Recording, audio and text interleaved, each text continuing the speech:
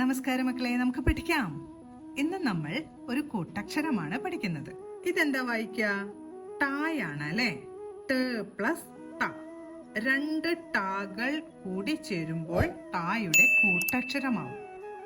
ട് plus ടാ സമം ഠ. ടാ ഉറച്ചു വച്ചിരിക്കണം. നമ്മൾ ഇതിനു മുമ്പ് കായുടെ കൂട്ടക്ഷരം പഠിച്ചു ഖ. ചായുടെ കൂട്ടക്ഷരം പഠിച്ചു ഛ. ളായുടെ കൂട്ടക്ഷരം പഠിച്ചു ള. അതുപോലെ ഇത് ടായുടെ കൂട്ടക്ഷരമാണ് നമ്മൾ പഠിക്കുന്നത്. ആദ്യം നമ്മൾ പഠിച്ചിട്ടുള്ള ഈ ടാ തന്നെ വരച്ചു.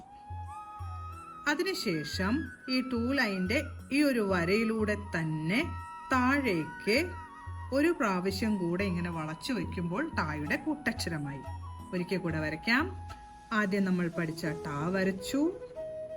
അതിനുശേഷം അവിടുന്ന് നേരെ ആ വരയിലൂടെ തന്നെ നീട്ടിക്കൊണ്ടുവന്ന് ഒന്നുകൂടെ 2 ലൈൻ്റെ അടിയിലേക്ക് വളച്ചു വെക്കുമ്പോൾ ടായുടെ കൂട്ടക്ഷരമായി. ഒരിക്കൽ കൂടെ വരയ്ക്കാം. ആദ്യം ടാ വരച്ചു. അതിനുശേഷം ഒരിക്കൽ കൂടെ 2 ലൈൻ്റെ അടിയിലേക്ക് വളച്ചു വെക്കുമ്പോൾ ടായുടെ കൂട്ടക്ഷരമായി. ഇനി ഠ എന്ന വാക്ക് ഉപയോഗിച്ചു വരുന്ന വാക്കുകൾ എഴുതി പഠിക്കാം. ആദ്യം എഴുതുന്ന വാക്ക് പട്ടം. പ എഴുതി തൊട്ടടുത്തായിട്ട് ടായുടെ കൂട്ടക്ഷരം വരച്ചു. പട്ടം. അം എന്ന ശബ്ദത്തിനായി അമ്മിന്റെ ചിഹ്നവും ചേർത്തു. എങ്ങനെ വായിക്കും? പട്ടം. അടുത്ത് നമ്മൾ പഠിക്കാൻ പോകുന്ന വാക്ക് വട്ടം എന്നാണ്. വ എഴുതി തൊട്ടടുത്തായി ടാ വരച്ചു. ഠ. വട്ടം. വട്ടം. അടുത്ത് നമ്മൾ പഠിക്കാൻ പോകുന്ന വാക്ക് മുട്ട എന്നാണ്.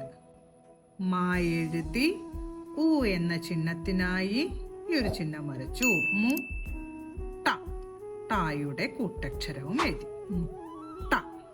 അപ്പൊ ഇന്ന് നമ്മൾ ടായുടെ കൂട്ടക്ഷരമാണ് പഠിച്ചത്. അതിനുശേഷം ടാ വരുന്ന വാക്കുകളായ പട്ടം, വട്ടം, മുട്ട എന്നീ വാക്കുകളും കൂടെ പഠിച്ചു. ഓരോ വാക്കുകളും ഈ ടാ എന്ന കൂട്ടക്ഷരവും പറഞ്ഞുകൊണ്ട് തന്നെ എഴുതി പഠിക്കാൻ ശ്രമിക്കണം. അടുത്ത ക്ലാസ്സിൽ കാണാം. നമസ്കാരം.